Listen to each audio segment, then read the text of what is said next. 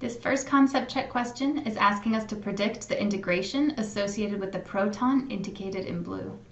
So this question is really asking us if this proton is unique or if there are others in the molecule that sit in the same chemical environment. So let's look at our structure as a whole, and again look for any symmetry elements or operations that might relate this proton to another proton in the molecule. In the first structure, there's a plane of symmetry that runs down the molecule, and that makes both of the protons next to the NH group, both of the orthoprotons, equivalent. So the integration of the signal that arises from this proton would be 2. In the second example, a first pass at this structure shows us that there's a plane of symmetry down the middle of the molecule that makes the 2 halves equivalent. So we might think that all 4 of these hydrogens in blue are the same, but let's take a closer look and consider the stereochemistry of the molecule. The OH group is pointing up, and that makes the top and bottom faces of the molecule different. And that in turn makes the up protons and the down protons different. So here the 2 up protons will have the same chemical shift, and the 2 down protons will have the same chemical shift. So the proton indicated in blue will have an integration of 2.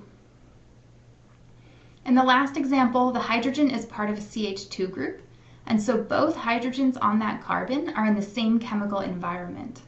They're chemically equivalent, and they will give rise to the same signal, a signal that integrates to 2 hydrogens. In this question, you're asked to use the molecular formula and the relative integrations to determine how many protons give rise to each signal. The formula tells us that the structure has 14 hydrogens in total. Then the relative integrations tell us that they're in a 14 to 12 to 44 ratio.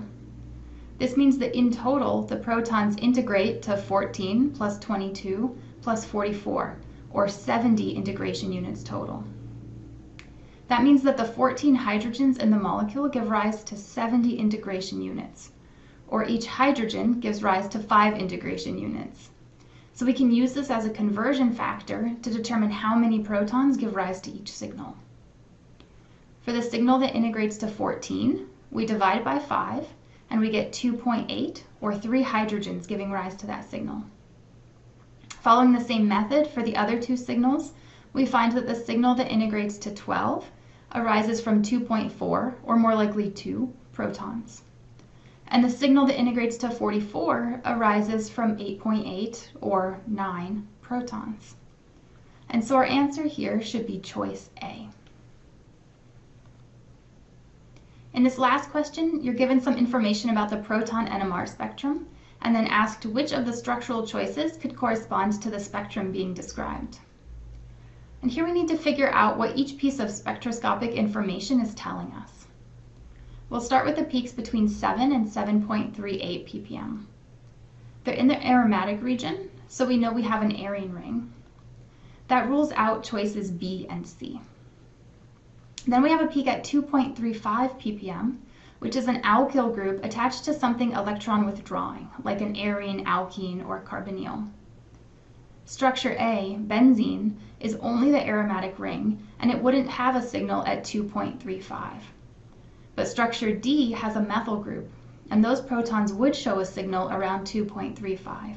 So choice D is the correct structure here.